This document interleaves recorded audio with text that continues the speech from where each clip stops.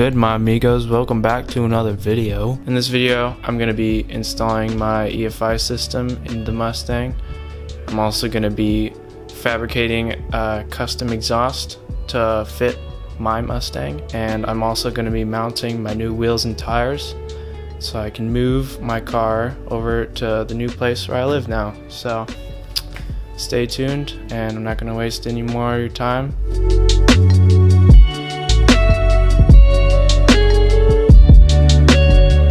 So, like I said, I'm putting EFI in this car, and the reason for that is because it's a lot more reliable than a carburetor. I have plenty of experience with carburetors going out all the time and having to rebuild them, having to clean them out. It's never fun, so I decided I just want to get something I can start up right away each time, even if that means spending a little more money. And also it's better on gas. Now, in my research, I decided to go with a FiTech system over a Holley Sniper EFI system. I just found that from what people were saying that the Holley system was kind of buggy and that they preferred FiTech. And it was also kind of cheaper in my opinion. So to put the FiTech system together, it's pretty simple. First off, the main throttle body piece just mounts onto the intake like a normal carburetor would. And then from there, you just follow the directions and wire in the proper wiring, and then route the wiring that goes to the fuel pump. The sensors that are required to be mounted for this FiTech system to work is a coolant sensor, which you just screw into your intake, and an O2 sensor that mounts to your exhaust, but it has to mount in a specific way for it to work properly, so make sure you refer to your manual. Now that it is all wired up correctly, the display can be hooked up to the FiTech system, and when we're ready we can set it up to the specifications of our engine. All that's rest now is to set up the entire fuel system, and starting with my tank, I decided to just use my tank that I had. It's only a few years old, and to clean it out I just threw some diesel in it, switched it around, it cleaned pretty much everything out, and then I replaced the fuel sender with the new one just for preventative maintenance. I also drilled a hole at the bottom of the tank for the return line. Because this is electronic fuel injection, there is a fuel return line. Now I know it's best to mount the return line at the top of the tank with a tube that runs to the bottom, but I didn't feel like doing that, so whatever.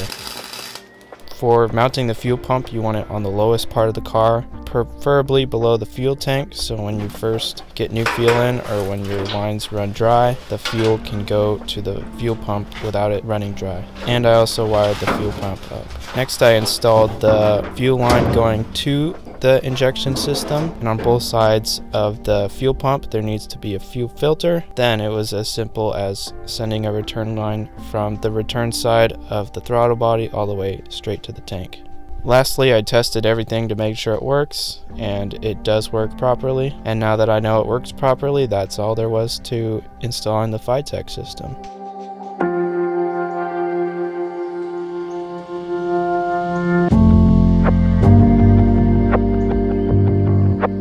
So for the exhaust in this Mustang, I wanted the car to sound really good, but I did not want to spend a lot of money on exhaust because if you think about it, it's just a bunch of pipes. Like you can do it really cheap.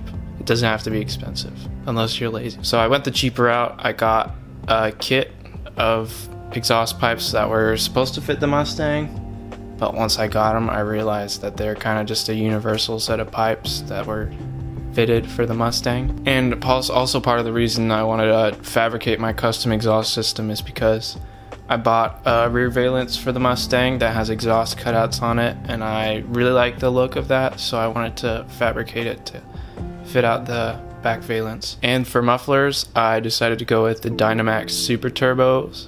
I found that they're pretty cheap compared to a Flowmaster brand or whatever. Basically the main thing I was looking for is a cheap muffler that had a low drone and sounded good. A low drone because I can't stand the droning noise when you're going at like 3,000 RPM down the road. I started from the front, going to the back.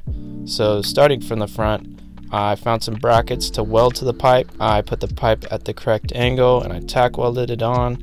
and then I pulled the pipe off and finished welding it on. On the passenger side, I wanted to mount the O2 sensor near the end of the pipe, and because the pipe was so thick, I had to do a bunch of cuts into it and then use the clamping kit from the FiTech system to be able to add the O2 sensor in. Next were the long pieces that run over the floor. I mocked them in and cut them to length for where I wanted the mufflers to hang out under the back seat of the car.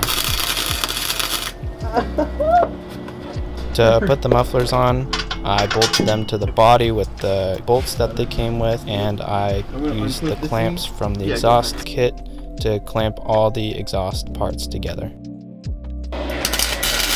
Long after I ordered the kit, I realized that I actually wanted to do an H-pipe setup, so I figured I would just end up fabricating it myself.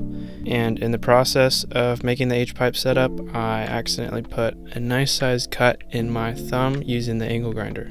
Then the last section of the exhaust, the part that runs from the muffler to the back of the car, which is the hardest part because it has so many bends in it. I quickly found that the bends were not near where I wanted them at all. Since I wanted them to run through the back valence, I was going to have to do a lot of fabricating. It took a lot of work to reshape the bends to where I wanted them to be, but I ended up getting them pretty close to where I wanted them to be.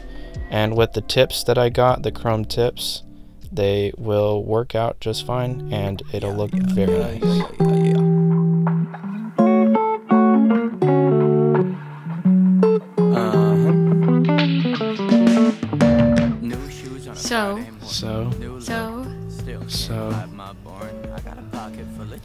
So during a trip to Oregon, I found a good deal on American racing wheels that were brand new, never used before. And then for tires, I went on TireRack.com and I found a set of 4 of Mastercraft raised white letter tires for a pretty good deal, so I bought those. And all in all, I was able to keep the tire and wheel package under $1,000. Then I went to his shop and mounted and balanced them myself to save a good amount of money. Then I threw the wheels on the Mustang, which was at my old house. Since I recently moved, I just moved the Mustang over to where I'm now living, and for that I just packed everything up, threw it in a truck, and brought the Mustang over here on a flatbed. So now that the Mustang is at my new place, I can work on it a lot more again, and hopefully get more videos out to you guys. Singular pose, switch from to to fro when the wind gon' blow, and it's hurricane season everywhere that I roam. If you enjoyed this video and you want to stick around to see more videos, I would appreciate if you could like, comment, and subscribe. That would help out the channel a lot, and it would make it possible for me to continue making more videos. But until I upload my next video in 5 years from now, stay out of trouble, and I'll see you in the next one. Bye.